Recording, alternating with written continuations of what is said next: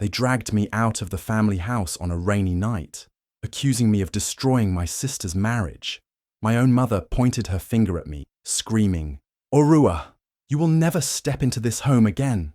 And as the door slammed behind me, my heart broke, not just because I was abandoned, but because deep inside, I knew the truth no one else did. What they didn't know was that their perfect daughter, Tavi, was living a double life, and her husband would one day choose me over her. The Christmas night looked perfect from the outside. The family house glowed with lights.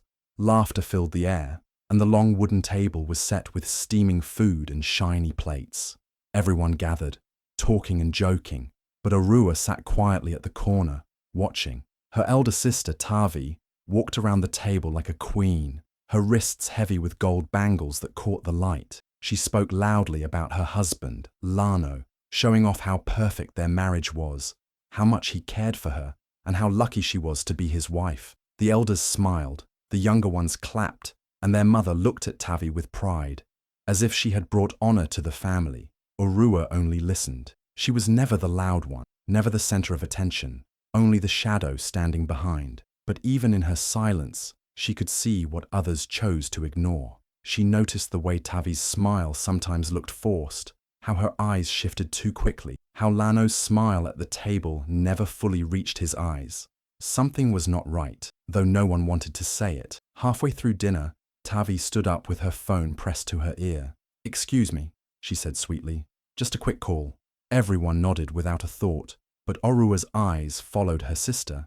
She slipped out into the cold night air. Out of habit, Orua rose to fetch water from the kitchen, and that was when she heard it. Her sister's voice outside, sharp and low. She leaned closer, heart beating faster. Tavi was not speaking to a friend, not even to a business partner. Her words dripped with affection, the kind of words a wife should only use with her husband. "I can't talk for long. He's right inside," Tavi whispered, her tone soft and dangerous. "Yes, I miss you too. Tomorrow night, same place." Orua froze, her breath caught in her throat. She wanted to step back, to close her ears, to pretend she had not heard, but the words had already carved themselves deep inside her. She pressed her hand to her chest, afraid the sound of her heart might give her away. Her sister, the one everyone praised as the perfect wife, was living a double life. When Tavi walked back inside moments later, her face was glowing with fake laughter. She slipped into her chair beside Lano and placed her hand on his, acting like the loyal wife she wanted everyone to see. Nobody suspected anything, nobody, except Orua. And in that moment, a seed was planted, silent, painful, and certain that one day would grow into a storm that would tear the family apart. When Tavi returned inside that evening, her face was no longer the glowing mask she wore at the table. Her smile was gone, her eyes were burning, and she moved quickly, searching for Orua. She found her in the kitchen, quietly rinsing the plates. The sound of running water was the only noise, but then Tavi's voice cut through it like a sharp blade. She stepped close, her gold bangles clinking as her hand tightened around Orua's arm. Her whisper was low, but it carried the weight of a threat. "If you ever speak of what you saw tonight, even one word, I will make sure this family turns against you. I will destroy your place here. Do you hear me, Orua?" Orua froze, the plate slipping from her wet hands back into the sink. She looked at her sister, not with anger, but with the shock of betrayal. Her lips trembled, but no words came out. She was not the kind to fight back. Her silence only fueled Tavi's rage. Tavi's face came closer, her breath hot, her whisper even colder. "You think anyone will believe you? You are nothing but the quiet one, the forgotten one. They will all believe me, Orua. I am the golden daughter. I am the wife everyone respects. You are nothing." Orua's chest tightened. She wanted to scream the truth, to call her family, to point at her sister's false smile, but fear sealed her mouth shut. She knew her mother's eyes always looked at Tavi with pride. Her father always praised her. If she spoke now, who would believe her? Her silence was safer, even if it broke her heart. What neither of them realized was that they were not truly alone. Just outside the kitchen doorway, Lano had stopped. He had only come to look for his wife, but instead, he heard fragments of her harsh whisper. He could not hear everything, but he heard enough to stir doubt inside him. His wife's voice, so cruel and desperate, was not the voice he knew at the dinner table. His eyes narrowed, confusion rising in his chest. He stepped back quietly before either of them noticed him. When Tavi finally left the kitchen, Tossing her head proudly as though she had won, Orua stayed behind, clutching the edge of the sink with trembling hands. She felt small, weak, and cornered. She had no proof, no one to turn to, and now her sister's warning echoed in her ears like a curse. But in another part of the house, Lano sat quietly, his thoughts restless. For the first time, he looked at his wife, not with trust, but with suspicion. The perfect picture of their marriage had begun to crack, and the first line of doubt had already appeared. Weeks passed after that Christmas night, but the memory of Tavi's whisper never left Orua. She carried it like a heavy stone inside her chest, silent and painful. She tried to stay out of everyone's way, helping their mother with chores, keeping her head down, and avoiding her sister as much as possible. But something in the house had changed. Lano's eyes no longer held the same blind trust whenever he looked at Tavi. He was quieter now, watching her closely, noticing the way she left the room too often with her phone pressed to her ear, noticing how her smiles came too quickly and faded too soon. One evening, unable to hold it inside anymore, Lano gently asked his wife about her strange behavior. "Tavi," he said carefully, "is there something you're not telling me? You've been different lately." His tone was calm, but his eyes searched hers. For a moment, Tavi froze. She knew he had been paying attention. The thought of being caught terrified her, but she did not allow the fear to show. Instead, she turned her face into a mask of hurt and anger. "So this is what you think of me?" she asked, her voice breaking as if she were the wounded one. "You think your wife, the woman who left everything for you, is hiding something?"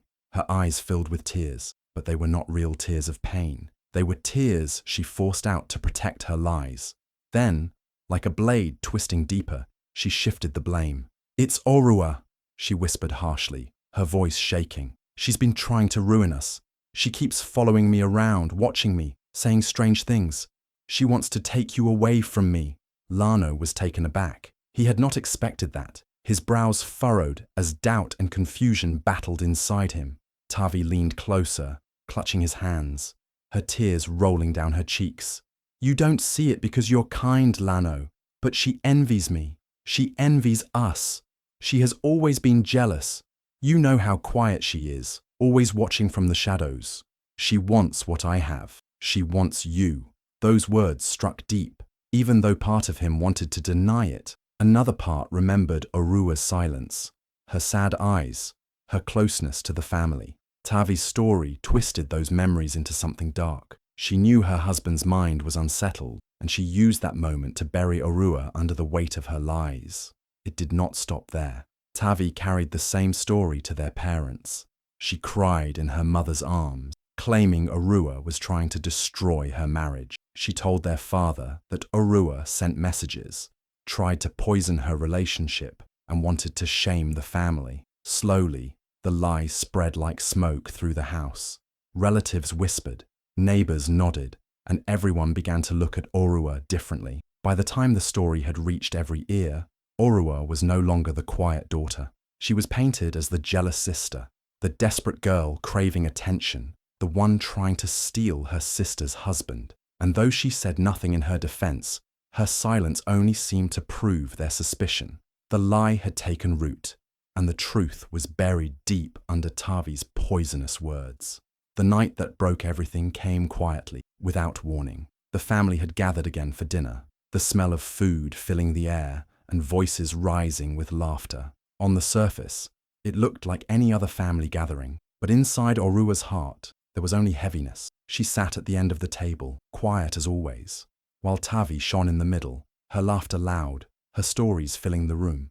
Lano sat beside her, but his face looked tired, his eyes distant. He had been watching, listening, carrying silent doubts inside him. The dinner was almost over, when Tavi suddenly dropped her spoon, her face twisting as if in pain. Her hand covered her mouth, and tears rushed down her cheeks.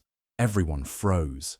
"I can't take it anymore," she cried, her voice breaking. "I've tried to protect my marriage, but Orua doesn't stop. She keeps sending messages to Lano, trying to take him from me. She wants to destroy my home." The words hit the room like thunder. Plates clattered, chairs scraped against the floor, and all eyes turned to Orua. She shook her head quickly, her lips trembling. "No, that's not true," she whispered, her voice weak but filled with desperation. "I never did such a thing. I would never." but her words drowned under Tavi's sobs. Tavi buried her face in their mother's lap, shaking like a broken woman. "She's been after my husband for months," she wailed. "She's jealous of me, jealous of everything I have. I can't live like this anymore." Their mother's eyes blazed with anger as she looked at Orua. "How could you? Orua, how could you shame your sister like this?" The disappointment in her tone cut deeper than any knife. Orua's chest tightened. She tried again, her voice breaking. "Mama, please, believe me. I swear on my life, I never—" Her father's hand slammed against the table, shaking the plates. His voice rose above everything, loud and final. "Enough! You will not shame this family again. You are a curse to this house. Leave!" The words struck like lightning.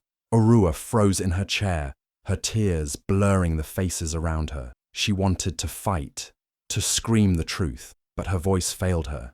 No one wanted to hear. No one wanted to believe. She stood slowly, her legs weak, her body shaking. The room remained silent except for Tavi's cries and her mother's heavy breathing. Orua went to her room, her heart breaking with every step. She picked up a small bag, stuffed it with 2 dresses, and clutched it to her chest. When she came back, no one stopped her. No one looked at her with love. She walked to the door, her father's angry words echoing in her ears. The night air was cold as she stepped outside. Rain poured down, soaking her hair, clinging to her clothes. Behind her, the door slammed shut, shutting her out of the only home she had ever known. She stood alone in the storm, carrying nothing but her small bag and a heart torn apart by betrayal. The rain poured without mercy, drenching Orua as she stood outside the house that had just rejected her. Her small bag grew heavy in her hand, her heart heavier in her chest. She had nowhere to go, no one to run to. Every word her father had shouted echoed in her ears, and every tear her mother had shed for Tavi burned inside her. She felt like the world had ended, like she had been erased from the family she once belonged to. The street was empty, the cold night wrapping around her, pressing her deeper into despair. She thought of walking, of finding shelter anywhere the rain would not touch her, but her legs barely moved. Just as hopelessness began to crush her, she noticed a pair of headlights cutting through the storm. A car slowed near her, and for a moment, her heart froze. Then she saw him, Lano. He was sitting behind the wheel, his face unreadable, his eyes fixed on her as though searching for answers he could not find. He did not say much at first. He simply lowered the window and let the rain-filled silence hang between them. Orua stood frozen, unsure if she should move, unsure if she even had the strength. Then his voice came, quiet but steady, carrying more weight than she expected. "Get in." She blinked, her lips parting, but no words came out. Her heart thumped painfully, torn between shame and relief. She wanted to ask why, wanted to demand if he believed her or not, but his voice held no anger, no judgment, only a calmness she had not expected. Slowly, with trembling hands, she opened the door and slipped inside. The warmth of the car wrapped around her, but her body still shook from the cold. Lano glanced at her, his eyes softer now, though still clouded with thoughts he kept hidden. He said nothing more as he drove, and she did not ask where they were going. The silence between them was heavy, but not cruel. For the first time that night, Orua felt a small thread of safety, a fragile shield against the storm both outside and inside her. When the car finally stopped, it was at a quiet guest house far from the eyes of the family. He led her inside, making sure she had dry clothes and a warm place to rest. He did not question her, did not demand explanations, and did not repeat the accusations she had just faced. Instead, he let the silence speak for him, a silence that told her he did not believe all the lies, not completely. That night, as Orua lay on the small bed, staring at the ceiling, she felt a strange comfort. She was still broken, still rejected, but she was not completely alone. Lano's quiet gesture had given her a place to breathe. Their bond, once only a shadow behind Tavi's bright mask, had begun to deepen in ways neither of them had planned. Days passed, and the house that once felt warm was now heavy with tension. Lano had been quiet, watching carefully, noticing every little thing that Tavi tried to hide. She thought no one saw her sneaking out at night or whispering into her phone in the corner, but Lano did. One evening, while Tavi was in the shower, her phone lit up on the table. A message flashed across the screen, filled with words no loyal wife would ever write. Lano's hands trembled as he read more of the secret conversation. There were promises, laughter, and meetings with another man. Every word cut him deeply, breaking the picture of the faithful wife he thought he knew. The truth was no longer hidden.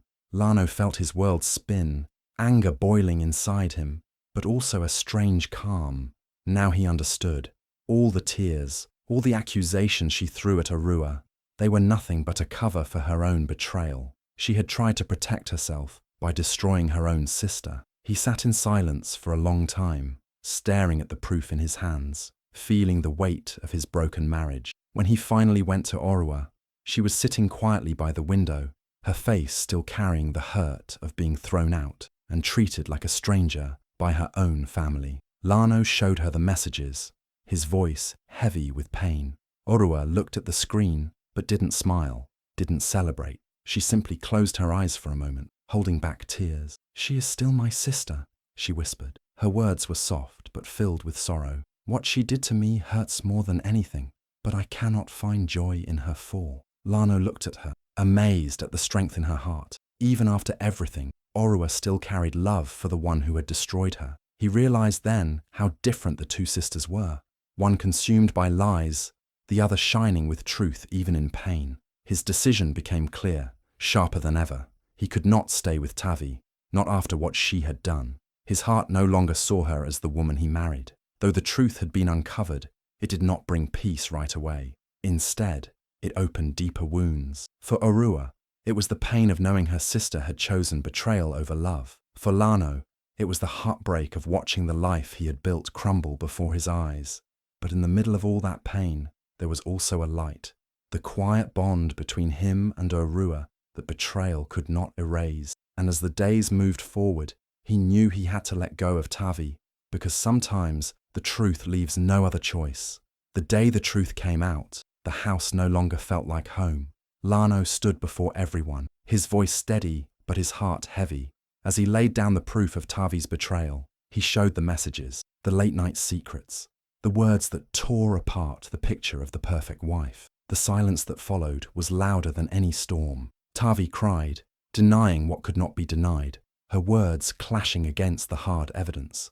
Their parents, unable to accept the shame, turned their anger on Arua. They shouted that she must have planned it, that she had wanted Lano all along, that she had destroyed her sister's marriage. Relatives gathered, each one with their own opinion, some whispering in corners, others raising their voices. Some believed Arua was innocent, that she had been wronged from the start. Others stood by Tavi, blinded by loyalty or fear of disgrace. The walls of the family home, once filled with laughter, became filled with tension and suspicion. Neighbors who once greeted them with respect now watched from a distance, shaking their heads, gossiping at the markets, whispering about the family that was tearing itself apart. Arua sat quietly in the middle of it all, her hands resting in her lap, her eyes fixed on the floor. She did not fight back. She did not shout. Her silence was heavier than any words.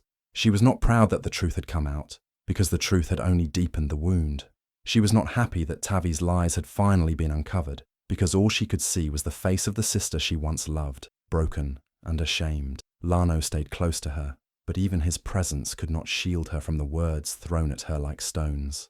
Their mother wept, their father cursed, accusing Lano of betraying the family by choosing Arua over Tavi. Yet the evidence could not be erased, and the truth stood like a wall no one could climb. The family that had once been known for its unity was now the subject of shame and whispers. Friendships they had built with neighbors began to wither, and relatives who once praised them kept their distance.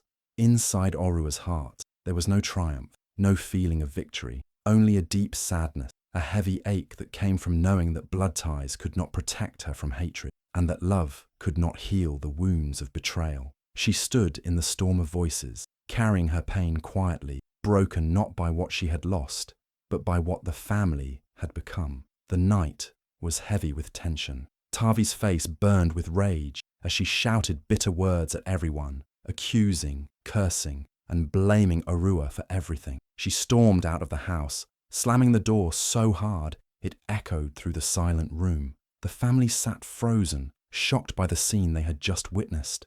Then, in the middle of that silence, Lano stood up.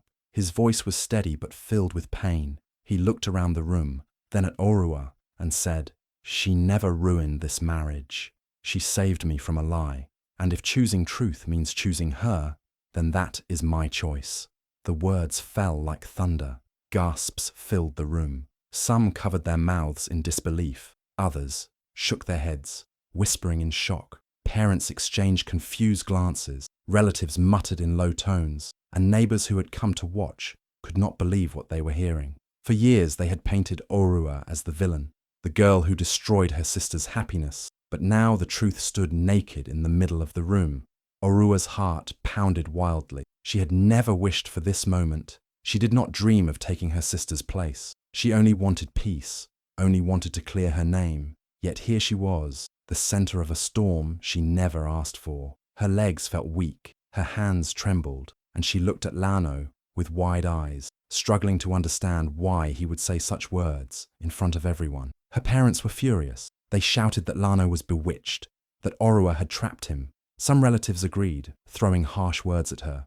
Others, however, sat silently, their eyes darting between the evidence of Tavi's betrayal and the honesty in Lano's voice. The family was tearing apart before Orua's eyes, and she was standing right at the heart of the fire. But Lano did not take his words back. He stood firm, his shoulders squared, his voice calm but final. "I will not live in a lie anymore. I will not defend someone who betrayed me. Orua is not the enemy. She is the one who opened my eyes." His words shook the ground beneath them all, leaving no room for doubt.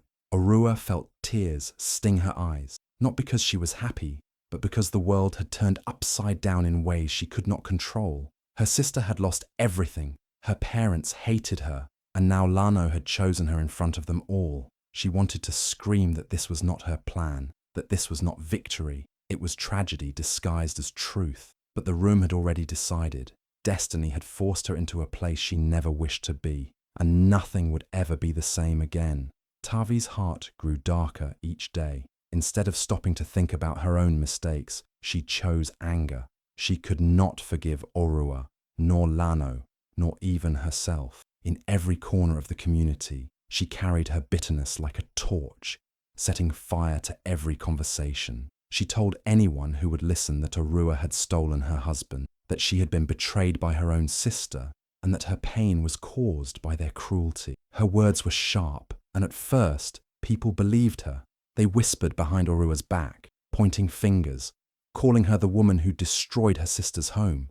The shame pressed down on Orua like a heavy stone, and though she walked with quiet dignity, inside she felt the sting of every rumor. But Orua was not alone. Lano stood tall beside her, refusing to let the gossip bury her. He answered every lie with his own truth, never letting her carry the burden by herself. Whenever someone tried to shame Orua, he would say clearly that it was not her fault, that the marriage had been broken long before she stepped into the picture. His loyalty became her shield, and slowly, people began to notice the difference between Tavi's anger and Orua's silence. The more Tavi fought, the more desperate she appeared.